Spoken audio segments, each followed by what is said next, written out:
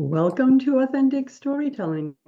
I'm your host, Linda Joy, Mindset Elevation Coach, Storytelling Guide, and publisher of the beloved Aspire magazine, celebrating 19 years of inspiring women on the path to self-discovery. You know, in this series that I'm doing, it's to showcase the power of storytelling as a healing and transformational tool, but also as a way to help you see that you can rewrite the stories that you're telling yourselves. So I'm so excited that today is one of my soul sisters. We've known each other a long time. I just love sharing her wisdom, and I've published her stories in numerous books. And as always, I'm going to start with the opening quote that Felicia did in the book called Divine Synchronicities.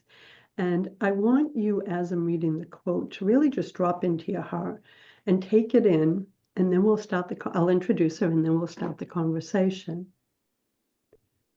Be open to new experiences and to surrendering to things looking differently than you imagined. I think we've all been there sometimes, right? That life doesn't unfold. So Felicia Messina-D'Haiti lovingly supports others in clearing the physical, mental, emotional, and spiritual blockages to bring greater alignment to their homes and their lives. She is a Feng Shui and soul coaching teacher, practitioner, speaker, award-winning educator, and, as I shared, contributing author of several best-selling books by Inspire Living Publishing, as well as others. You can connect with Felicia at FeliciaDehaiti.com. Check out all her offerings. And of course, all the details are in the show notes. Welcome, my friend. Thank you, Linda. I'm happy to be here with you today. Well, your story in this episode is called Uncovering Gems on a Career Path. And let's talk about that, because in this series, as you know, it's all about the power of storytelling as a way to excavate the stuff that's still in the stories that we lived. But by revisiting them through authentic storytelling, we're like, oh, this is the wisdom. This is the lessons I learned. This is what my journey taught me. So in your story that you share in Divine Synchronicity, Women's Stories of Magic, Miracles, and Manifesting, what would you say is the key theme or message within your story that you want women to know? Well, I think one of the key themes is to always just be open and present to what you're experiencing. And things may, you may think things look crazy or out of order, but in the end, I think we're always guided to where we're meant to be. Yeah, in your case, your story was about, your path, your journey to the career. What are some of the nuances, without going into the full story, that you uncovered that you can see now, even though it wasn't clear at the time, you were really being led? Mhm. Yeah, well, for me, growing up, I always had an idea of this is what my career is going to be. This is what I'm going to be doing. And I even held that through part of college. But then during, I started having experiences that I thought were completely unrelated.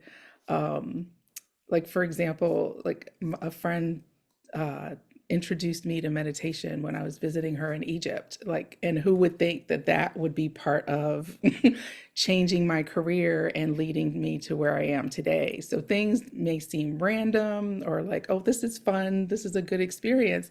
But then later looking back, I can see how they were all like dots on the path, and now I can connect those dots.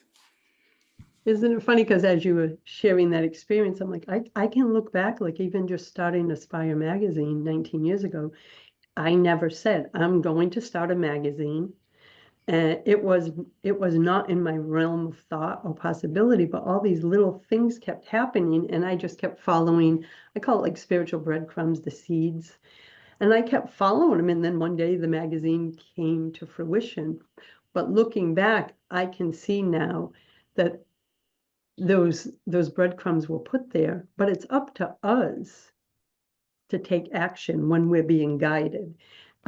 Did you notice, like on your journey of your career path that you write about in the book, it was you saying yes to the opportunities? Is that correct? Like being open to trying something different. Is that an important part of what you notice on your journey?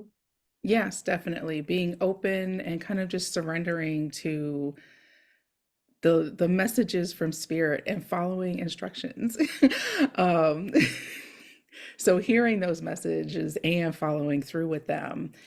And even when, there could be doubt or I don't know if I'm doing the right thing, but I think as long as we're focused on what our soul is telling us to do and where spirit is guiding us, like the path will become clear. And what's funny is I was giggling because when you said surrendering to, I used to say I was the micromanager of the divine. It was like I would say to the divine source, universe, whatever our listeners' word for their source of love is, I'd say, okay, here's what I want. And I want to see the plan A to Z mapped out, lined out with timelines because it felt safer. And when I could finally surrender, as you said, I realized it doesn't work that way. It's the divine says, oh, you took step A on the path, I'll reveal B. Then B reveals C, but we all have this tendency to want to hold on so tight. Everything I've created in my life, and I know from your story, is because we surrendered. And ladies, for those who hear that word and say, oh, that's so hard, I've discovered it's a lot harder to try to force my way through life. It took so much life force energy from me. Felicia, was that this, if you ever had that experience of trying to control the outcome of things, Oh yeah, it, definitely. um, it becomes harder the more I felt like the more I dig in um, to a space and to wanting things to be a certain way, the more difficult it is to maintain that energy and maintain that path because that's not what spirit or where spirit is guiding me. yeah, I feel like when we surrender and trust, as you beautifully spoke about in your quote and in your story, I don't know. I think we become one with the flow of life instead of trying to swim upstream against the flow of life. That's the only way I could explain what it feels like in my body. So that's beautiful.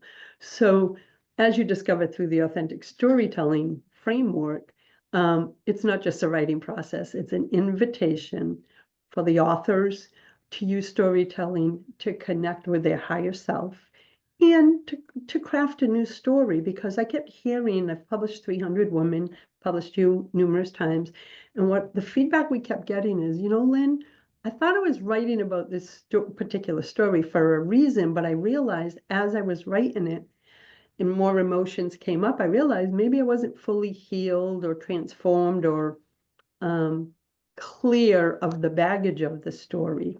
So, how did writing your soul story and divine synchronicity inspire, empower, support you on your own journey?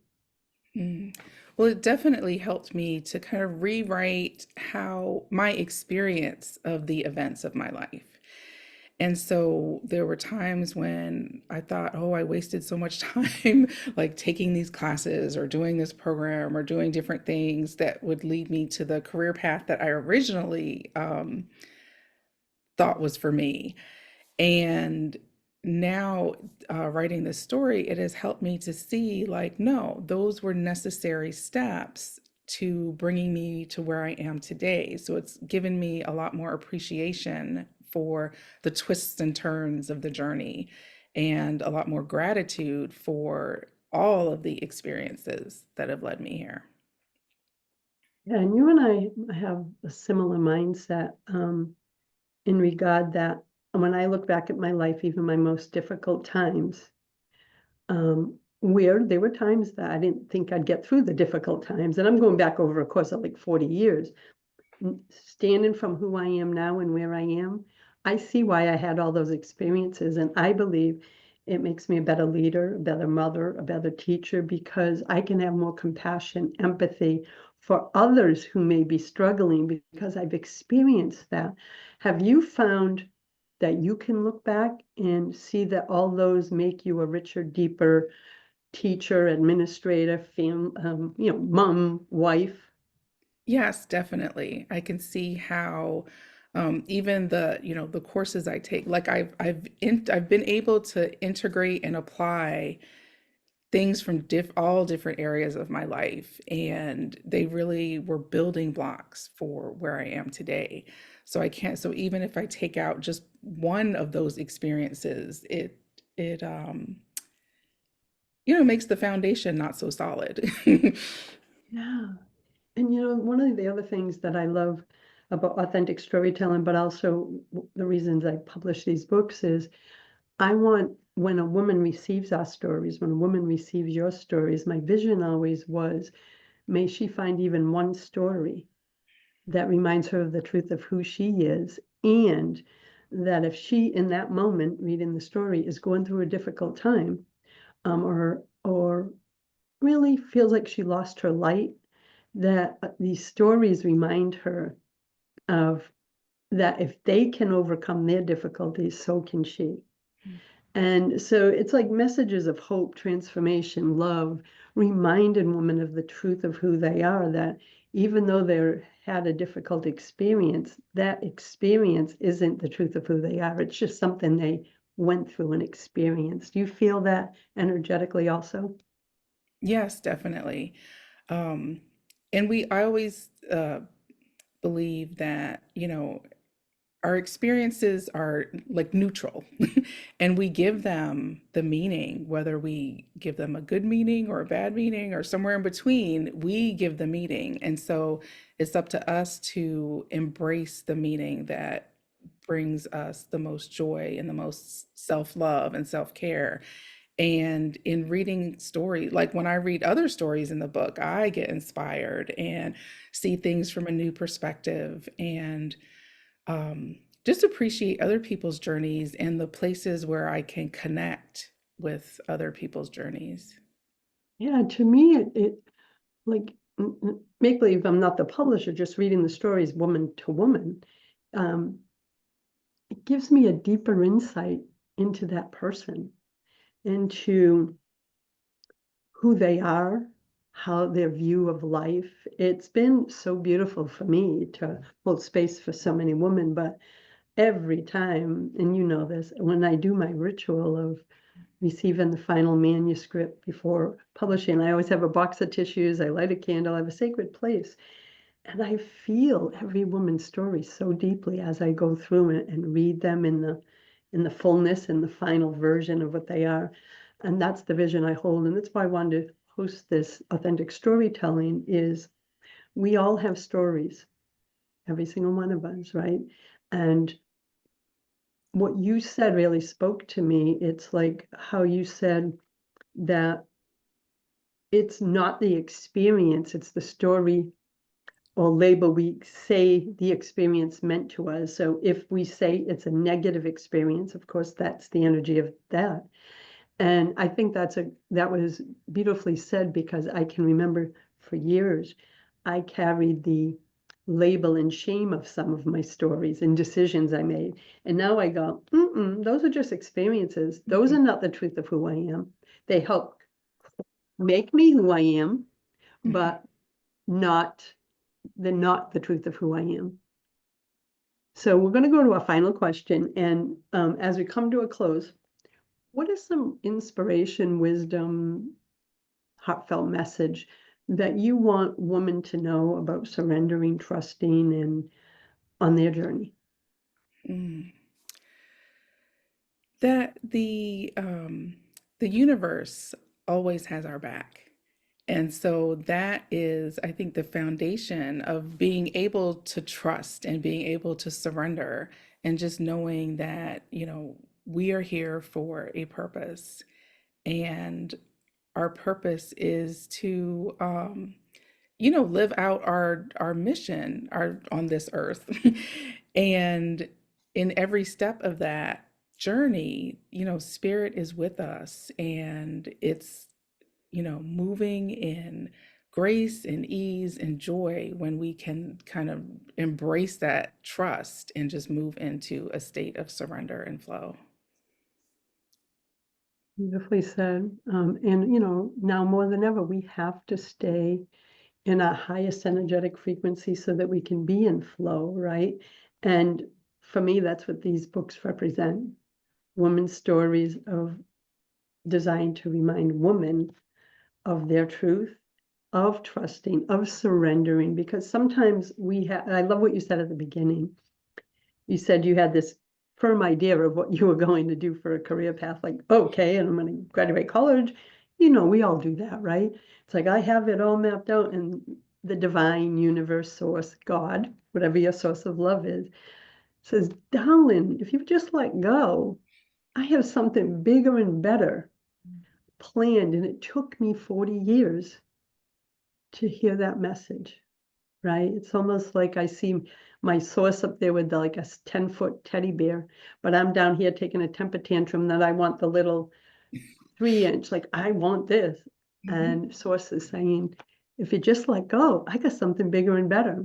So beautiful message, my friend. And I'm so grateful for your presence in this book as well as others and in my life. And I really appreciate you. And everyone, learn more in the show notes about Felicia. You can visit her website, download her free gift, her offerings, learn more about her certifications.